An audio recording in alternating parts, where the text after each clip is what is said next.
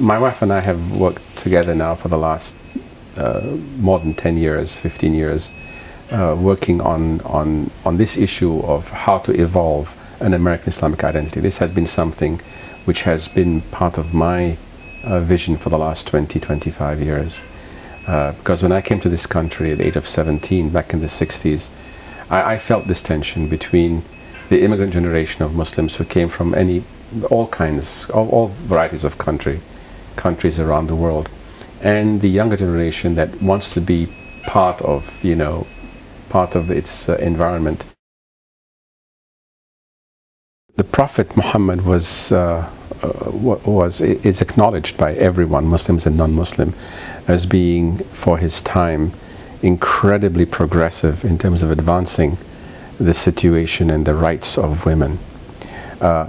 Some scholars have said, well, what he did was all that they should have, but there's another group of scholars, an increasing number of scholars, who say that no, what the Prophet said was, what the Prophet did was set in motion a process which he could not complete during his lifetime, but which all of us need to make more perfect, which is to ensure that the rights of women are equal to the rights of men.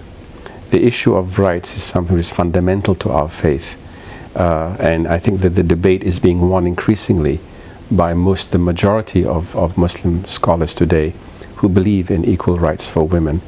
There's no issue among all of the schools of interpretation under Islamic law regarding anything to do with contraceptive methods. There is a difference of opinion among the different schools on the issue of abortion as to when it may or may not be valid.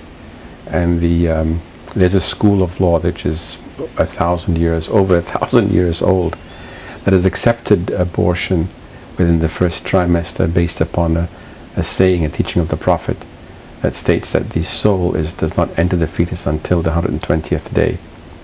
But again, there are differences of opinion among the scholars, and those differences still exist.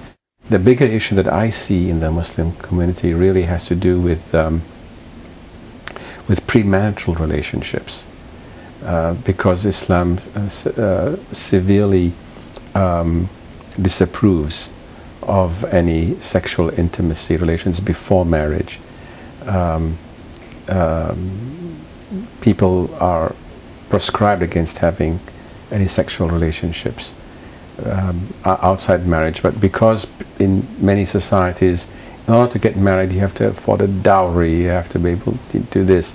So the social mores of a society very often prevent young men and women from marrying until increasingly older ages. And this has been a cause of more social tension around this issue than the issue of reproductive rights per se. FGM is a pre-Islamic African cultural practice. It has never been condoned by Islam. It goes against Islamic law, against the principles of Islamic law. In fact, it violates several of the fundamental objectives of Islamic law, especially that of life, of family, of well-being, and it is something that we are very much against. Our Imams Trainings program, which really helps them give sermons, most of the audience, if not all of them, 100% of the audience is men. And educating men on the rights of women has been a very important part, and is a very important part of the issue of gender, what we call improving gender relationships. In one case, one of our partners who was testing saw this very deeply troubled man in the congregation after the Friday prayer, and he said, "Are you okay?" He said, "I'm not okay." What happened? He says, "You know, I deprived my daughter of her education. I consumed her dowry. I understand that dowry is the property of the bride, not the parents. And now they're telling me this. Why did they not tell me this before?" So the lesson that we learned is that many people, particularly in many of these societies, who are not very well educated, don't know the truth, and they do things based upon their cultural norms or historical norms or personal norms, without knowing what the religion actually requires them to do.